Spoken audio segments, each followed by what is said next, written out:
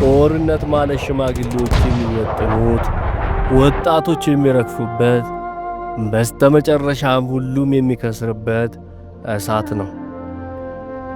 በሰላም ጊዜ ልጆች አባቶቻቸውን ይቀብራሉ።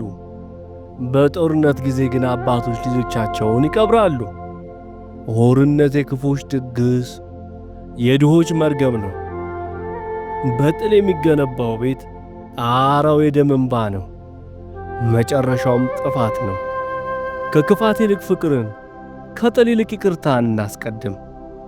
ሰይፍ ያነሳ በሰይፍ ይጠፋል፣ ሰላምን የሚዘራ ግን በረከትን ያጭዳል። ዛሬ ላጣኸው ወንድምህ እዘን፣ ለቆሰለው ወገንህ ጸልይ። ፈጣሪ ለሀገራችን ሰላሙን፣ ለልባችን እዝነቱን ይላክልን። ሰላም ለሁላችን።